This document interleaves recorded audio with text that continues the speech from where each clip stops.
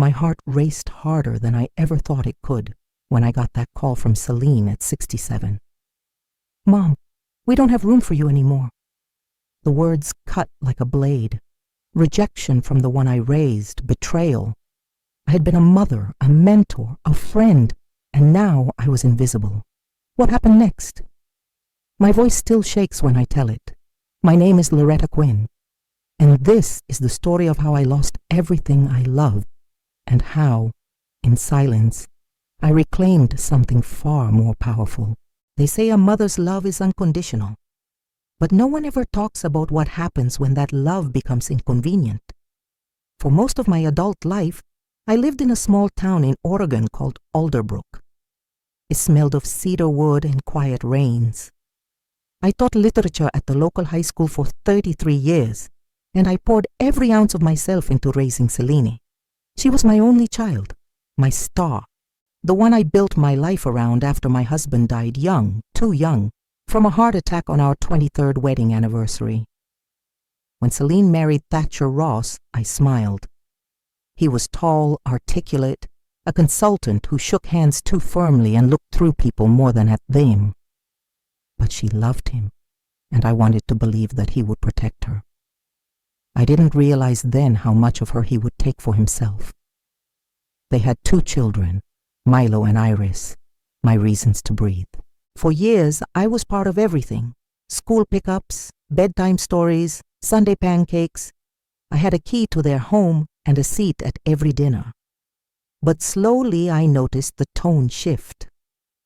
"Thatcher thinks you're spoiling them too much," Celine said one evening, not meeting my eyes as she passed me a cup of tea.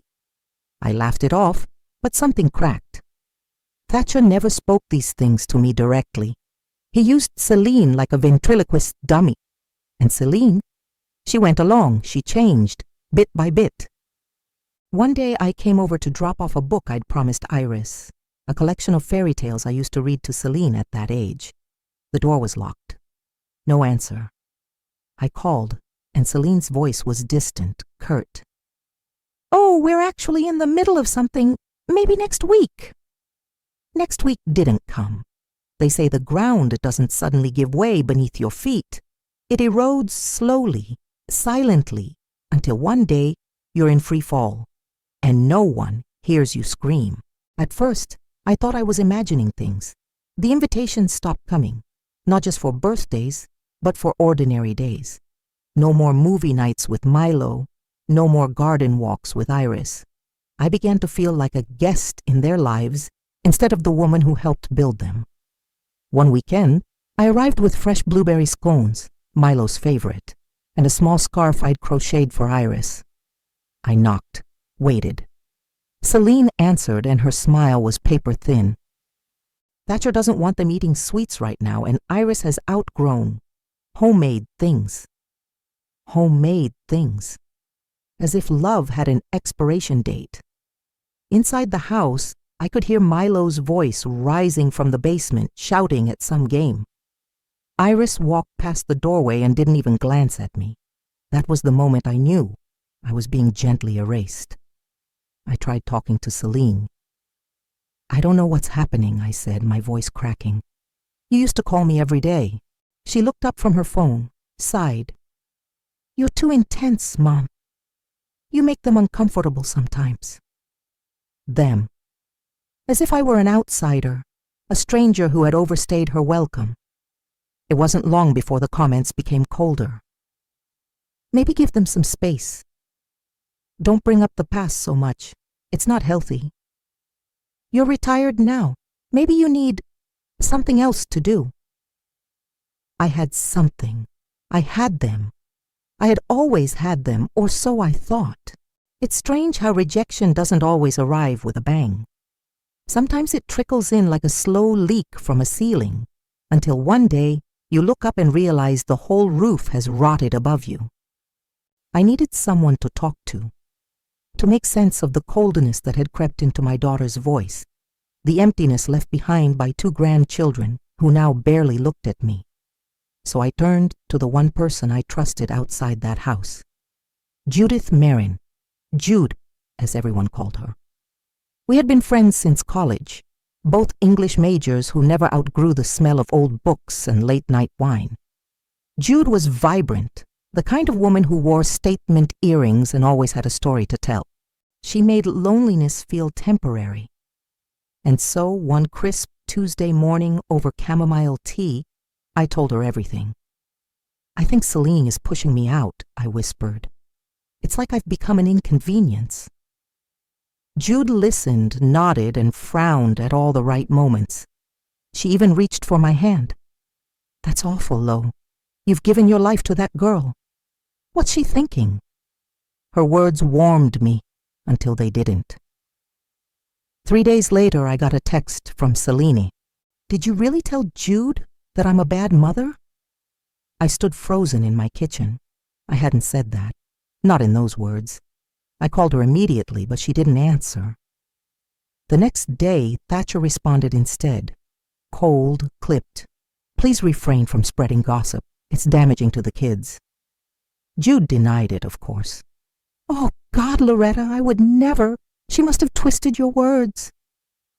But something in her voice cracked, a flicker of guilt behind the mascara. I realized then that Jude wasn't a friend. She was a mirror, reflecting sympathy in the moment, but turning my pain into currency behind my back.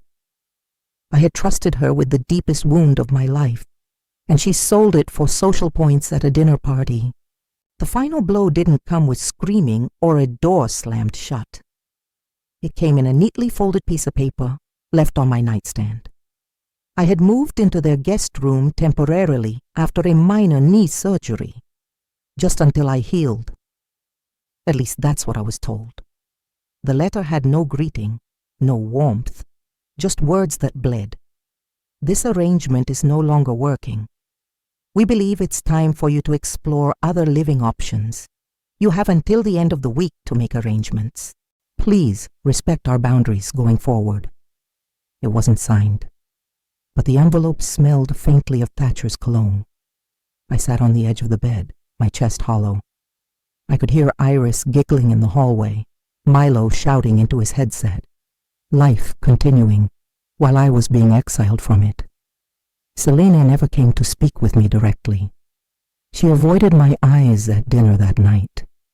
When she passed the salt, her hand trembled. I wanted to scream, to beg, to ask her what I had done that was so unforgivable, but all I managed was a whisper.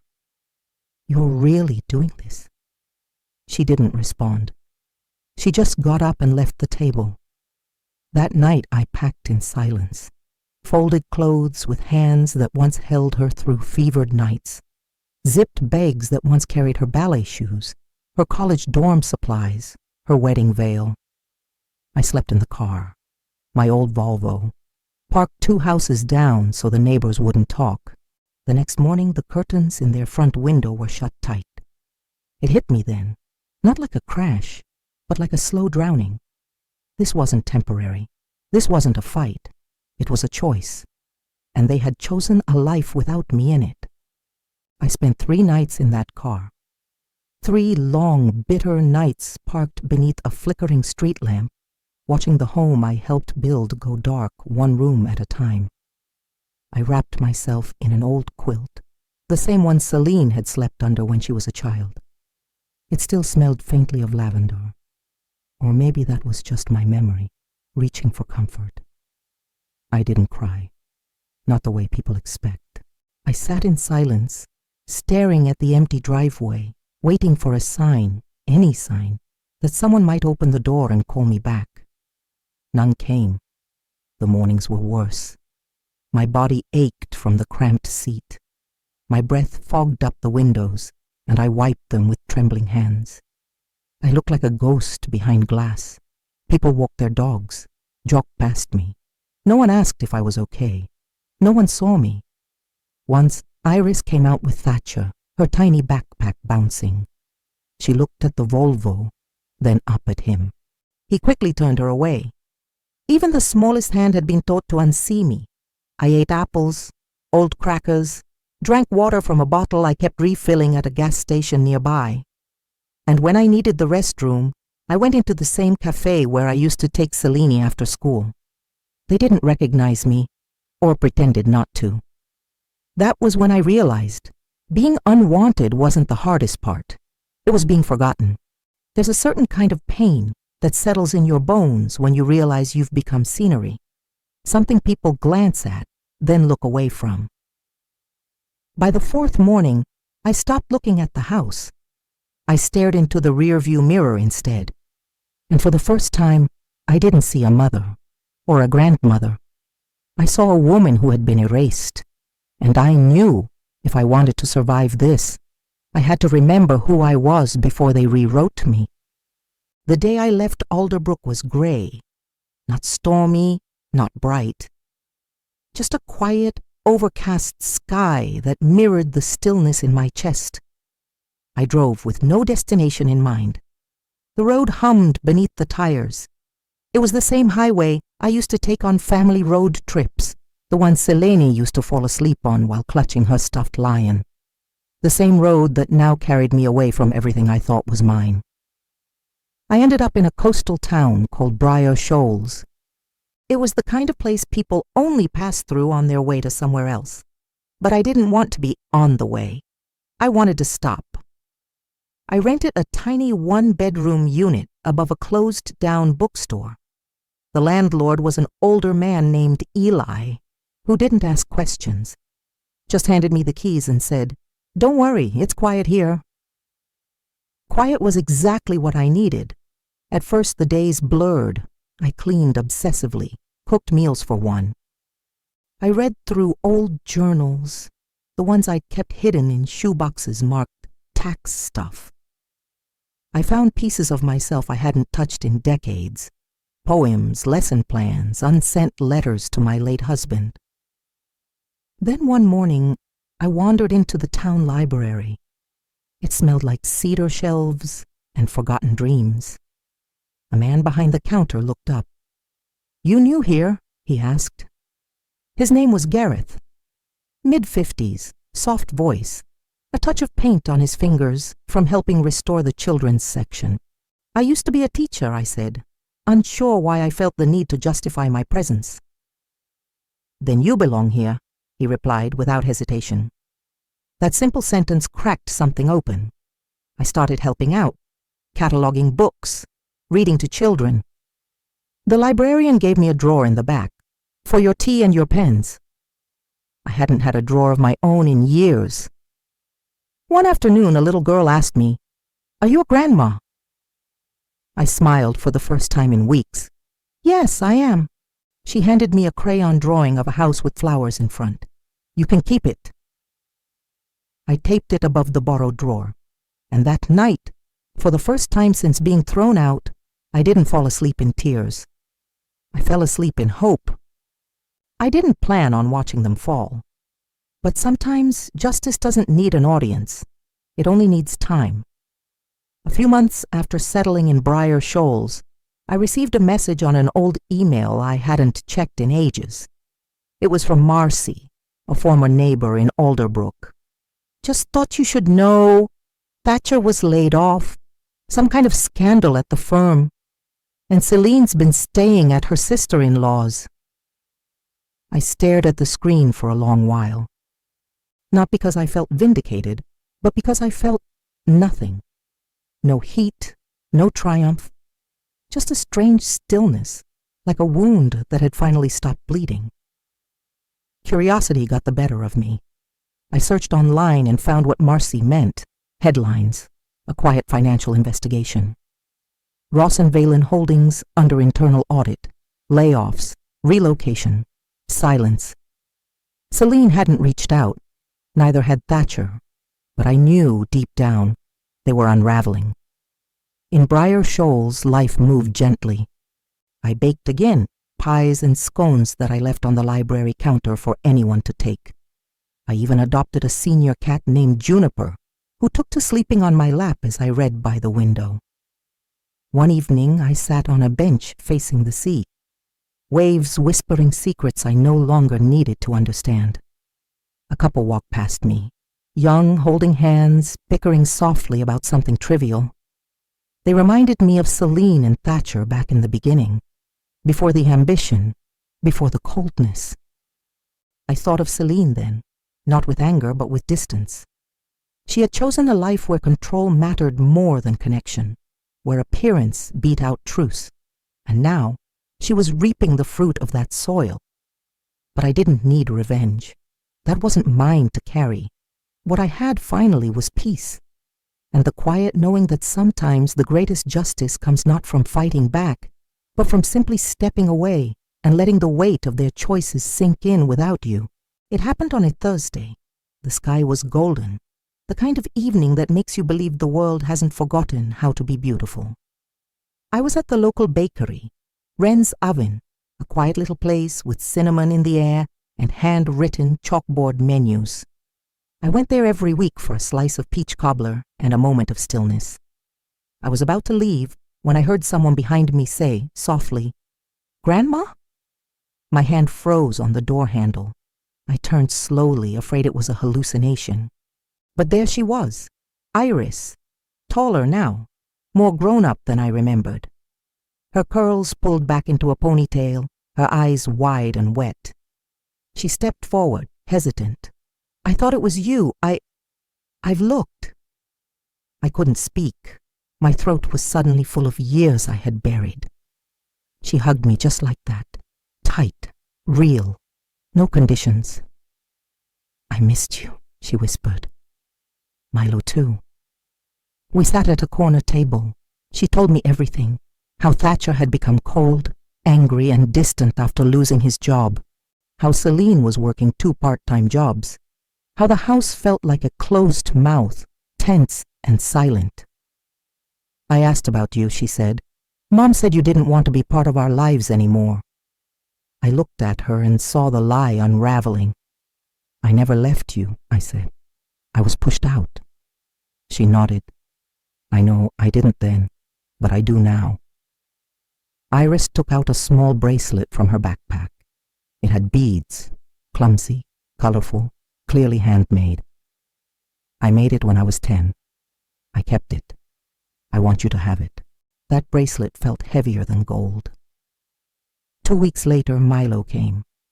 He didn't say much, just stood at my door in Briar Shoals, hands in his pockets, looking 14 and 50 all at once.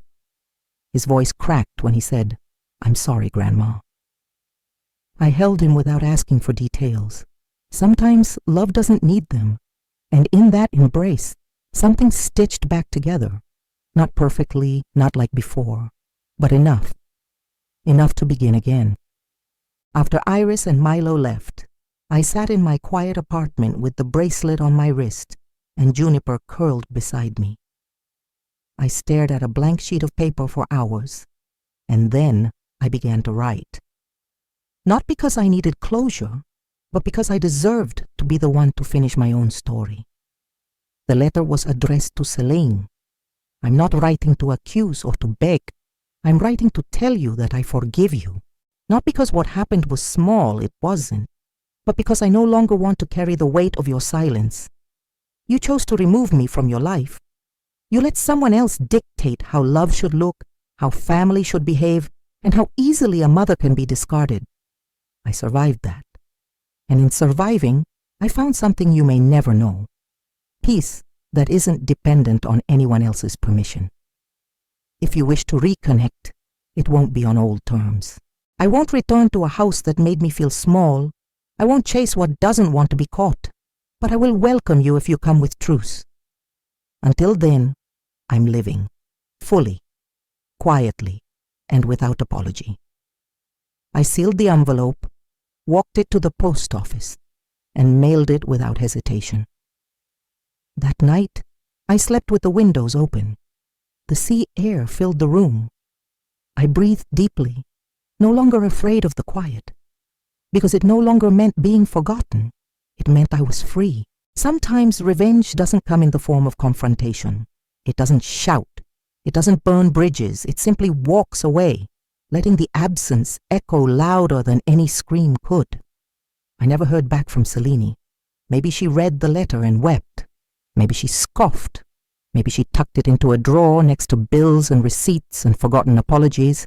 It doesn't matter. Because this, my life, is no longer waiting on hers. I spend my mornings walking by the sea, coffee in hand, juniper by my side. Children wave at me through the library windows. Gareth makes me laugh at bad puns and hands me mystery novels with handwritten notes tucked inside. Sometimes Iris writes. Little things, a poem, a drawing, a photo of the sunrise from her school bus window. And sometimes Milo calls. Nervous, awkward, real. They're the only bridges I needed to keep. The rest?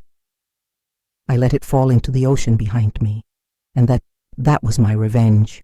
Not a scream, not a fight. Just the unwavering, quiet strength of a woman who survived exile and chose her own return. Not to them, to herself.